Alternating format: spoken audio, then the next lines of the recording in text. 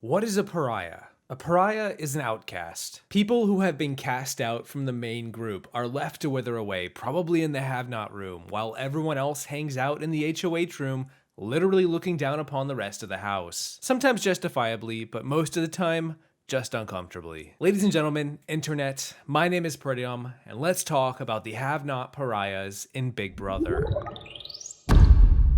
Not literally have-nots, just it gives the name a little flavor. Because Big Brother is a social game, and, in my opinion, the most important aspect of the game falls upon that one word: socialization. Regardless of whether you are inside or outside of the have-not room. Since the very first few minutes in episode 1 of Big Brother 2, way back in the year 2001, this critical element of the game has been at the forefront of every season. A bunch of strangers or returning players enter the house, shake hands, pop the champagne, sit down in the living room, and introduce themselves in a social setting. My name is Will. I live in Miami Beach. What do you do? I'm a doctor. And What are you, Doogie Howser? Because they're talking. Will is going to be some very tough competition. He has a game plan in his head that's like the gears are just turning and turning and turning and they don't stop. I'm not even going to tell you how old my kids are. Sherry, any way you look at it, is hot. And I hope her 17-year-old son isn't watching this because I'm like embarrassed that I think his mom is hot. Make no mistake, Big Brother is all about social adaptation, fitting in, ensuring you're not on the outs but are instead comfortably somewhere in the middle. Because surviving on Big Brother is heavily dependent upon your peers, and when you're all alone in a house of one, well, you better hope you're about to walk out onto a well-lit studio stage standing next to Julie Chen with a $500,000 check in her hand. Big Brother is oftentimes compared to high school, how the moment you step into the house, you're reduced to basic character traits with judgments cast based on little merit, where being popular was suddenly the most important trait and the goal of life was no longer about whatever you prioritized before you set foot in the house.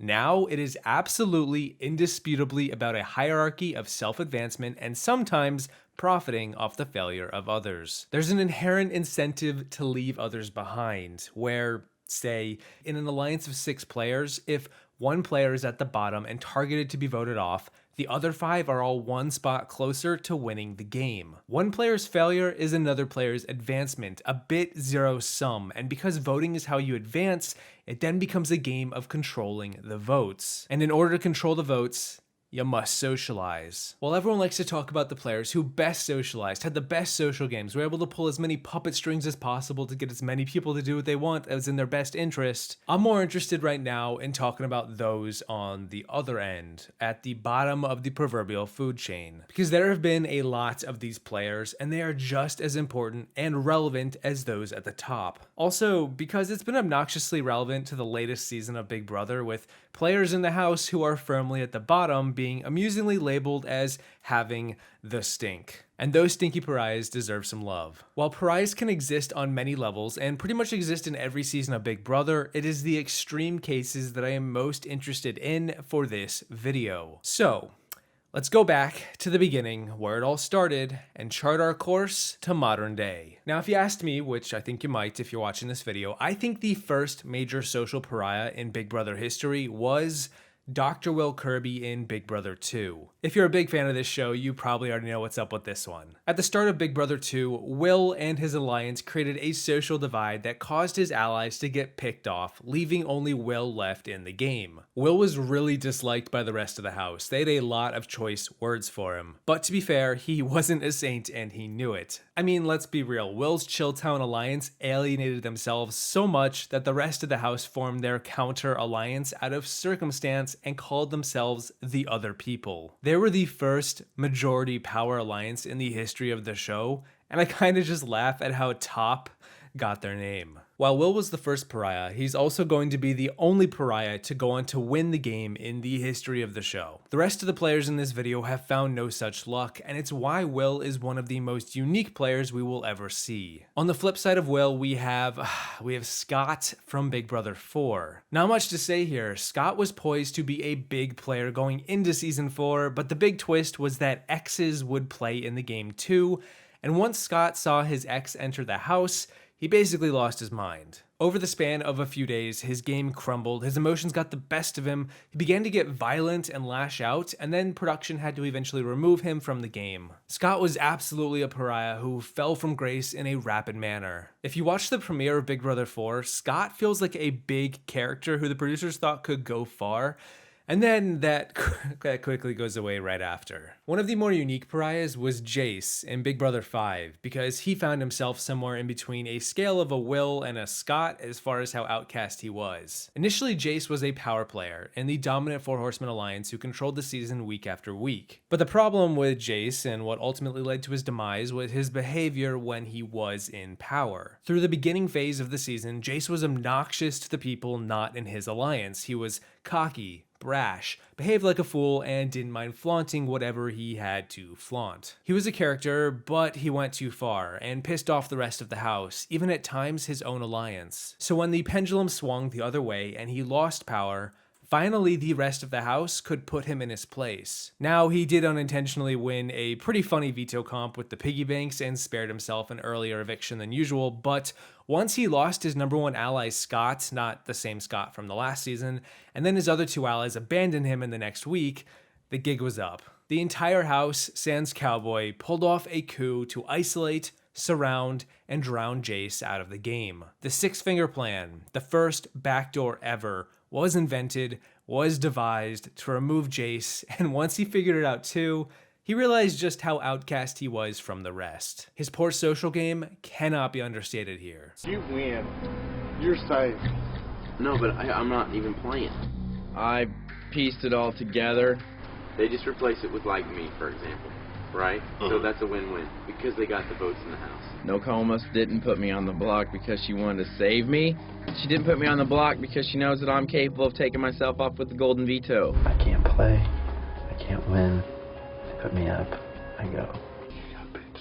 The first woman to ever be a pariah, at least to the degree that I'm talking about here, is Jen Johnson from Big Brother 8. I will now perform social distancing, which is basically what Jen did, albeit unintentionally. Jen was a rogue player all season who had her own agenda to exist in the house by. She did what she wanted when she wanted, and much to the chagrin of everyone else, kinda didn't care what anyone else thought about it. I can't believe I'm making this comparison, but it does remind me a bit of Dr. Will in some regard, just not giving a crap what everyone else thinks about you. She cared more about what she thought about herself, and it was this narcissism that outcasted her from very early on. Also, didn't help that Dick put her on blast pretty much every week for it until her eviction. Jen is nothing if not unique, one of a kind, and a pariah to be remembered. You want no mother God, you want no father God.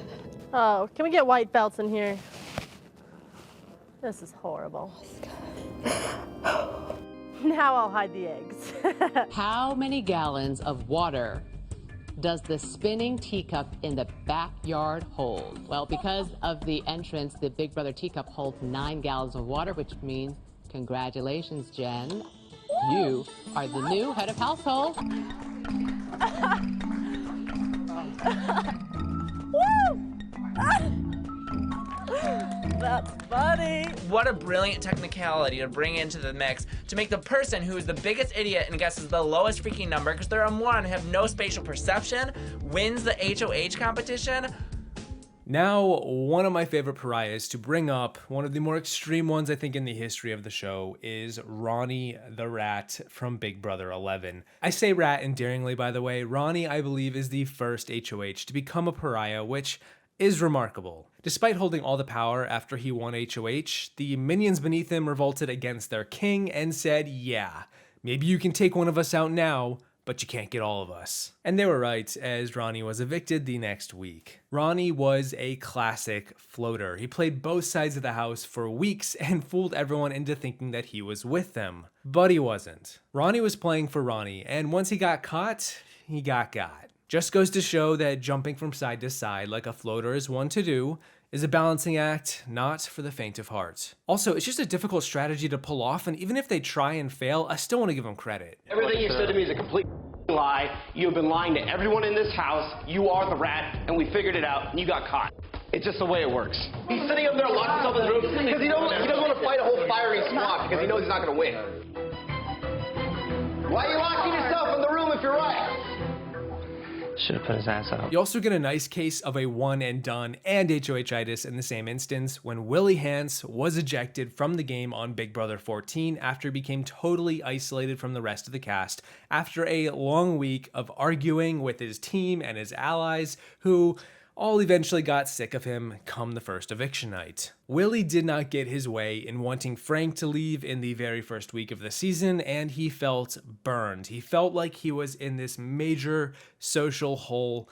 And then he got aggroed by Chef Joe in the bathroom with Ian standing there in a towel, and the rest is history. Spool of Lies. Big Brother 17 had Audrey, best known for her blanket and sunglasses look that summer after she lost the trust of everyone in the house after lying about who said what, and then had it spun to save face. But her stories didn't add up, and despite one alliance attempting to bring her on board for a few weeks, eventually everyone had enough. The trust was broken early, and it never recovered, and thus Audrey relegated herself to skipping the veto ceremony that she got put up on the block in and hiding away until it was her time to exit stage left. Jessica and Cody from Big Brother 19 became huge social pariahs, particularly Cody after his week 1 replacement nominations trying to target Paul. Paul was a revered player coming into this season as he was a beloved fan favorite surrounded by people who wanted to be accepted into any sort of cult. I mean, he was literally given the ability to give out friendship bracelets and create his own alliance right from the get-go. Cody had the right idea, but man was it horrible execution. He didn't tell anyone about the move and left so many people blindsided after he tried to do it,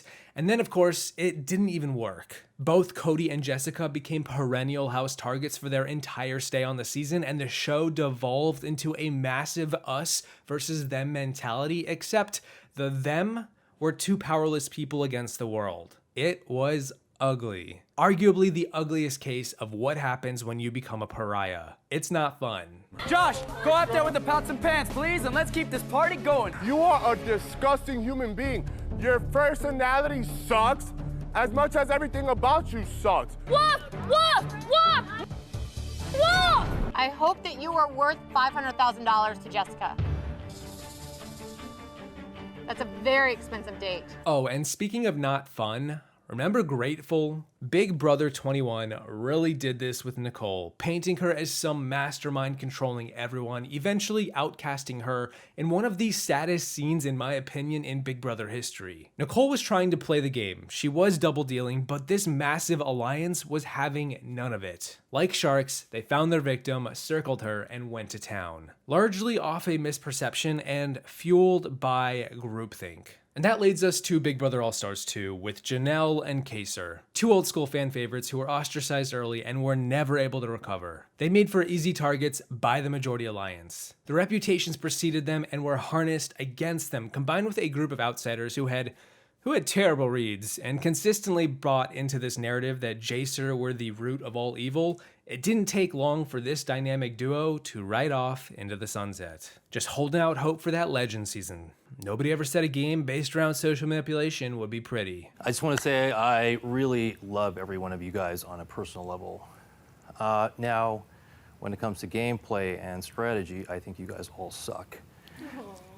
Here's why. Just in this video, we have brought up over a dozen pariahs throughout all of Big Brother history. There's no real conclusion to this video other than to say that Big Brother is obviously extremely complicated as socialization tends to be. Each of these pariahs are unique in their own way, have their own stories that mostly did not lead to a W in the end, and perhaps when held under a microscope, we can better understand what caused this to happen and appreciate what they have brought to this crazy game involving nothing less than a group of strangers forced to band together, carve out a new existence, and learn to adapt, or fail to adapt, lest they be voted out. Definitely heard that line before. Thank you guys for watching. Thank you to my patrons for supporting me and not letting me feel like such a pariah in the end. These are the have-nots, social pariahs of Big Brother. Let me know what you think about this vid, but either way, don't forget to show a little sympathy on your way out, please. As Julie would say, be kind. And I will see you in the next one once I check my social blues before I wreck my social cues. I would just like to say,